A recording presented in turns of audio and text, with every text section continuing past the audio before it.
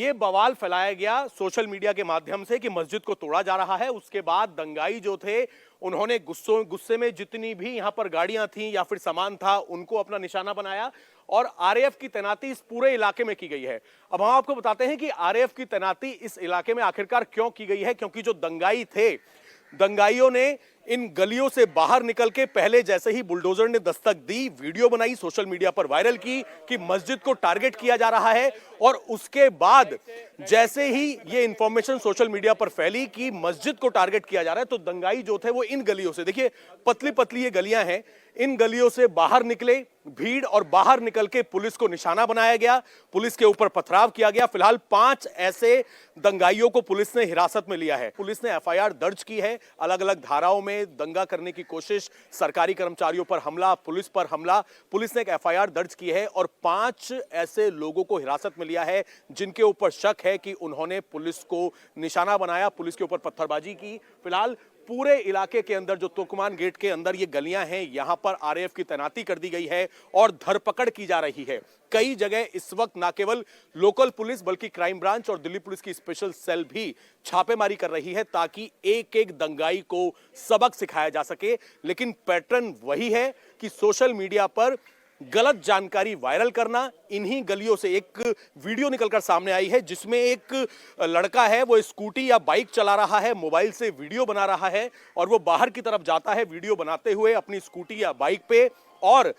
इस तरीके की बातें कहता है कि आज की रात काली करनी है तो काली कर लो, लेकिन प्रशासन मस्जिद तोड़ने के लिए आ रहा है। इस तरह की अफवाहें फैलाई जाती हैं। फिर क्या होता है वो आप इन गलियों में ये टूटी हुई, गिरी हुई स्कूटियां, कांच के टुकड़े, इन्हें देखकर ये अंदाजा लगाया जा सकता है कि किस तरीके से इन अफवाहों को फैलाया गया ताकि भीड़ जो है वो बाहर मस्जिद की तरफ इकट्ठा हो। वही हुआ, जैसे ही अफवाहें फैली अलग अलग तरह की वीडियो निकलकर सामने आई हैं जिसमें कभी कोई मुसलमानों पर अत्याचार हो रहा है, इस तरह की बात कर रहा है, तो कोई ये कह रहा है कि हमको टारगेट किया जा रहा है और 1 2 3 4 5 6 लाइन से जो बुलडोजर खड़े हुए हैं उनको गिनवाया जा रहा है और यह बताया जा रहा है कि अब प्रशासन मस्जिद पर बुलडोजर चलाएगा और उसके बाद भीड़ जो पहले से तैयार थी अपने पत्थरों के साथ, सवाल ये खड़ा हो रहा है कि अचानक से पत्थर कैसे आ जाते हैं, कांच के टुकड़े कैसे आ जाते हैं जिनसे पुलिस को निशाना बनाया जाता है। और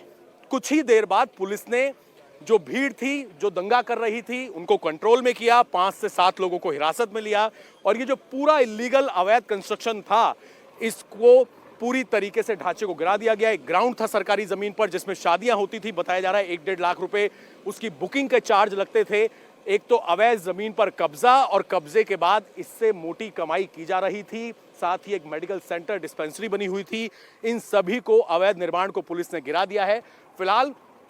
एहतियात के तौर पर paramilitary force, Delhi police, RAF सभी यहां पर तैनात हैं, लेकिन पुलिस अब कोशिश ये कर रही है कि जितने भी दंगाई थे उनको पकड़ा जा सके। अलग अलग वीडियोस जो सोशल मीडिया पर चल रही हैं या फिर जो पुलिस के पास आ रही हैं उनको वेरीफाई किया जा रहा है और दंगाइयों की पहचान करने की कोशिश की जा रही है।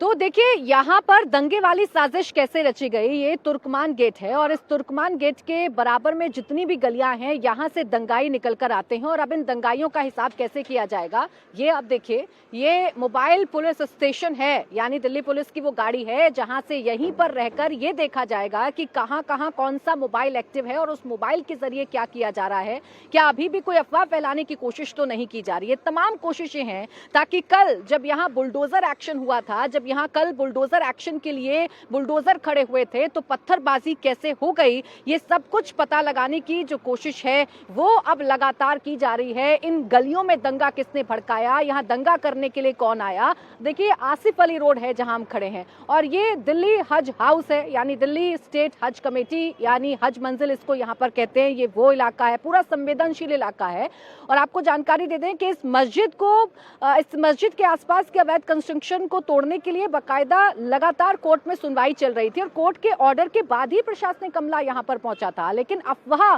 ये फैलाई गई कि जो फैज़ इलाही मस्जिद है उसे तोड़ने की कोशिश की जा रही है और इसीलिए इतनी बड़ी संख्या में जो दंगाई हैं वो निकल कर आए और पत्थरबाजी शुरू हो गई।